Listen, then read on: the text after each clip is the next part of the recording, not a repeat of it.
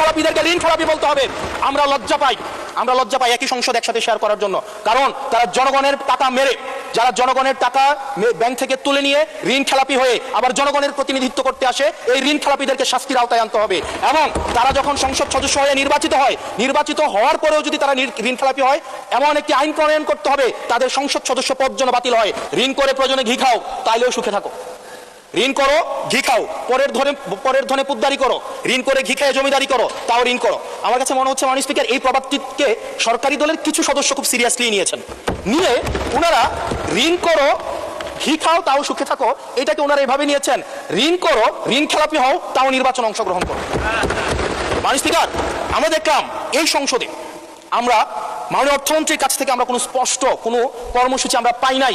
কিভাবে ব্যাংকগুলোকে যেভাবে দলীয়করণ করা হয়েছে, ব্যাংকগুলোকে দীর্ঘ 17 বছর ধরে ব্যাংকের টাকা ঋণের নামে যেভাবে বিদেশে পাচার করা হয়েছে, সেই পাচারকৃত টাকাকে কিভাবে উদ্ধার করা হবে, সেটার কিন্তু সুস্পষ্ট আমরা কোনো পলিসি পাই না। মাননীয় স্পিকার, আমরা গভর্নর সাহেবকে মাঝে মাঝে আমরা একটু আক্ষেপ প্রকাশ করতে দেখি, 4,80,000 কোটি টাকা বিদেশে পাচার হয়েছে, সেটাকে কিভাবে আনা যাবে সেটা নিয়ে আক্ষেপ প্রকাশ পর্যন্ত আমরা দেখি। মাননীয় স্পিকার, এই যে ঋণ খেলাপি যারা আছে, নির্বাচনের আগে একটা কমন একটা স্ট্রাকচার, 5 বছর কোনো খোঁজখবর থাকে না, তফসিলের আগে সেখানে একটু কোর্টে যাবে, কোর্টে গিয়ে ওই ঋণ খেলাপির উপরে এই অর্ডারটার উপরে একটা স্টে দিবে এবং 2% দিয়ে আবার রিশিডিউল করাবে, রিশিডিউল করিয়ে আবার নির্বাচন অংশগ্রহণ করবে বিভিন্ন জায়গা থেকে, এবং আগামী 5 বছর আবার এই ঋণ নিয়ে কোনো ধরনের কোনো খোঁজখবর থাকে না। জনগণের টাকা নিয়ে এই বিলাসিতা বন্ধ করতে হবে এবং ঋণ খেলাপিদেরকে ঋণ খেলাপি বলতে হবে।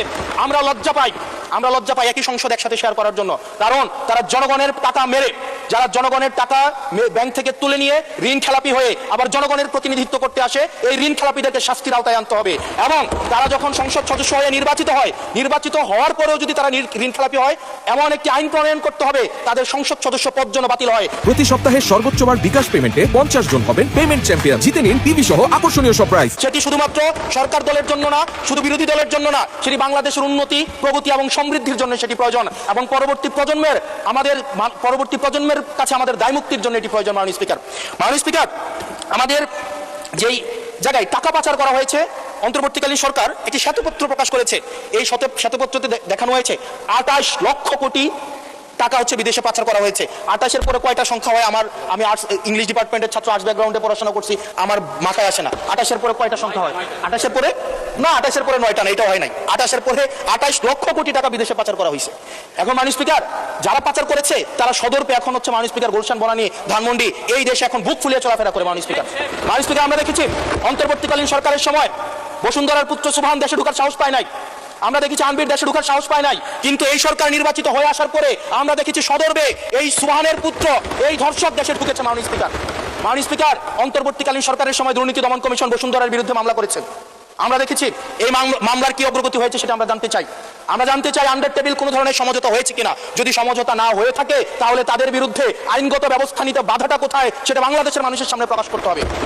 মাননীয় স্পিকার, অন্তর্বর্তীকালীন সরকার এই বসুন্ধরা গ্রুপ যারা বিদেশে টাকা পাচার করেছে, মানুষের সম্পদ দখল করেছে এবং মিডিয়ার মধ্য দিয়ে আওয়ামী লীগের গুম খুম হত্যাকে যারা বৈধতা দিয়েছে, তাদের খুঁটির জোর কোথায় সেটা আমরা জানতে চাই। মাননীয় স্পিকার, আমরা মাননীয় স্পিকার অবশ্য শুনতে পেয়েছি, বললে অবশ্য অনেকে রাগ করে।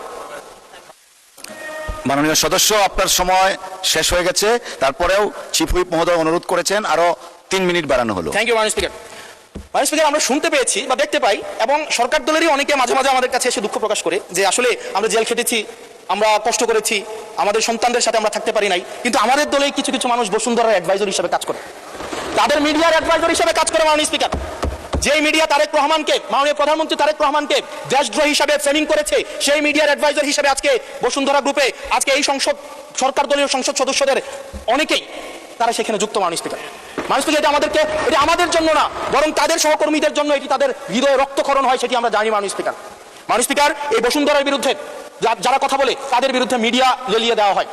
মাননীয় স্পিকার, আমরা যারা ঋণ খেলাপি, যারা ব্যাংকগুলোকে দখল করেছে, যারা গণতন্ত্র পথকে রুদ্ধ করেছে, গুম খুনের বৈধ, একটু ওয়েট করেন, সময় তো দিবে, আসতেছে, শেষ হোক। যারা গুম খুনের, আমি আপনাকে বলছি হাসান, এদিকে আমি অ্যাড্রেসিং ইউ মাননীয় স্পিকার, যারা গুম খুনের বৈধতা উৎপাদন করেছে তাদের বিরুদ্ধে আমরা অন্তত বিএনপি থেকে স্ট্রিক্ট আমরা অ্যাকশন দেখতে চাই। মাননীয় স্পিকার, মাননীয় প্রধানমন্ত্রী প্রতিশোধ পরায়ণ হন নাই, আমরা সেটাকে ওয়েলকাম জানাই।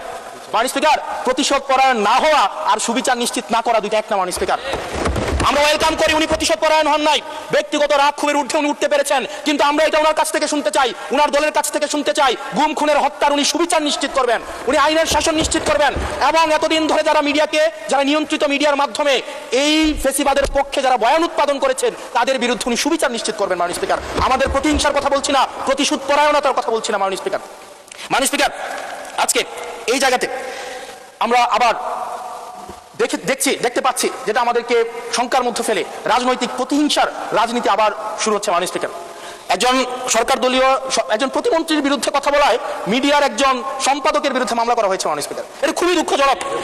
ওনাকে জেলে নেওয়া হয়েছে একজন প্রতিমন্ত্রীর বিরুদ্ধে কথা বলায়। এবং মাননীয় স্পিকার, আমি আপনার প্রোটেকশন দাবি করছি, কারণ আমরাও বলতে ভয় পাই, কারণ আমরা যদি সরকারের সমালোচনা করি, কোনো প্রতিমন্ত্রীর বিরুদ্ধে কথা বলি, মন্ত্রীর বিরুদ্ধে কথা বলি, আমার এলাকার বাজেট দিয়ে বন্ধ করে দিবে না সেটার কিন্তু নিশ্চয়তা নাই। সেই কারণে আমাদের মধ্যে অনেকেই কথা বলার সময় আওয়াজটা একটু কম করে বলে। মাননীয় স্পিকার, আপনার কাছে অনুরোধ করি, আমার জন্য আমার এলাকার মানুষকে যেন বঞ্চিত করা না হয়। আমি এই সংসদে অনুমতি নিয়ে কখনো বিরোধিতা হয় না, কখনো অনুমতি নিয়ে আমি আপনার বিরোধিতা করতে চাই। অসংখ্য ধন্যবাদ।